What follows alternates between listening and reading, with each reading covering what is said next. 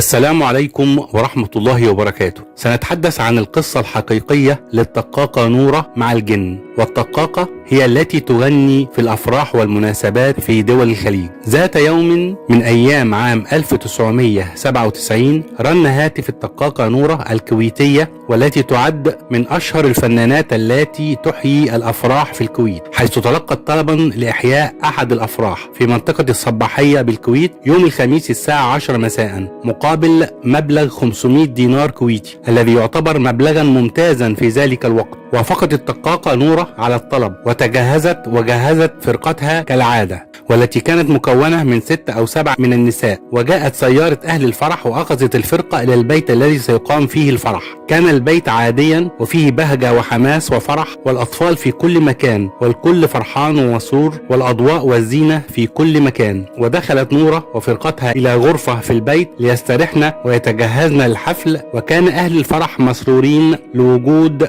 الطقاقة نورة المشهورة تلك الليلة، حيث اعتنوا بها وأكرموها هي وفرقتها. وفي تمام الساعة 10 بدأت الطقاقة نورة وفرقتها إحياء الحفل. وأثناء الاستراحات بين أغنية وأخرى كان أهل الفرح يقومون ويسلمون على الطقاقة نورة والفرقة ويشكرونها ويمدحونها، وأحيانا يعطونها طلبات لتغني أغنية يحبونها. وكان كل شيء عاديا، وأجواء السعادة في الفرح تعم البيت، إلى أن أخذت الطقاقة نورة استراحة لتشرب القليل من الماء. فهمست لها إحدى نساء فرقتها: ألم تلاحظي شيئا غريبا بهؤلاء المدعوين؟ قالت لها نورة: كيف يعني؟ قالت: عندما سلمت على بعضهن أحسست أن خدودهن خشنة وبها حرارة غريبة. فقالت لها الطقاقة نورة: هذا عادي، خلقة ربنا، لا تدققي في الأمر. لكن الطقاقة نورة لم تكن مرتاحة، ولكن لم تظهر توترها لباقي الفرقة حتى لا يصيبهن الخوف ويؤثر على أدائهن. وفجأة وهن في منتصف الأغنية والجميع يرقص، إذا بنورة تلمح شيئا غريبا لم تره من قبل. فقد لمحت النساء اللاتي يرقصن نساء طبيعيات المظهر من أعلى، ولكن أرجلهن غريبة وليست بشرية أبدا. فنظرت إلى باقي الفرقة فوجدتهن مصدومات وخائفات، وأخذن ينظرن إلى بعضهن، وارتجفت أصواتهن في الجناء من الخوف. وهنا تداركت الطقاقة نورة الموقف بذكاء، وأخذت تغني بحماس كأنها لم ترى ما رأته،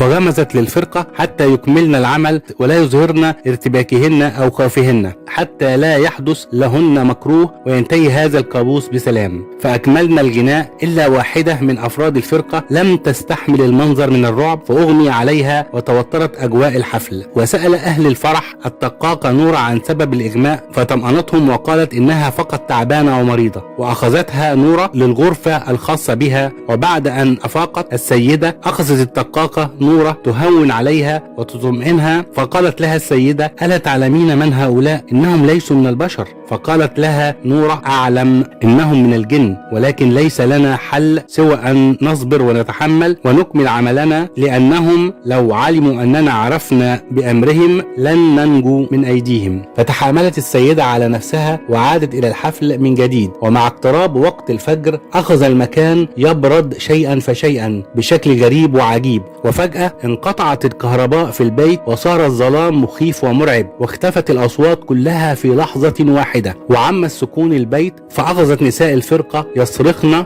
من الخوف والرعب. أما نورة فكانت متماسكة وظلت تقرأ آيات القرآن، وطلبت منهن السكوت، وقالت: هذه فرصتنا للخروج من البيت أثناء الظلام. فخرجنا من البيت مفزوعات، وتركنا كل ما يملكهن من حقائب وأغراض. وعندما ابتعدنا بمسافة آمنة من البيت التقينا بأحد الشيوخ وهو ذاهب لصلاة الفجر. فقال لهن: ماذا تفعلن هنا؟ فقالت له الطقاقة نورة إنها الفنانة المشهورة، وإنها جاءت لتحيي فرحا في هذا البيت. وأشارت خلفها للبيت. وعندما استدرنا خلفهن وجدنا البيت قديم ومهجور ومظلم، فأصبنا بالصدمة. فقال لهن الشيخ إن هذا البيت مهجور منذ 10 سنوات، لا يسكن فيه أحد ولا يمر من أمامه أحد بسبب الأصوات التي يسمعها الناس من داخله، وهو مسكون بالجن. ونصحهن بالابتعاد عن البيت والمكان، وأكمل طريقه نحو المسجد. ويقال أنه منذ تلك الحادثة اعتزلت الطقاقة نورة الفن، وتوقفت عن إحياء الأعراس والمناسبات حتى توفت عام 2016 عن عمر يناهز 66 عاما.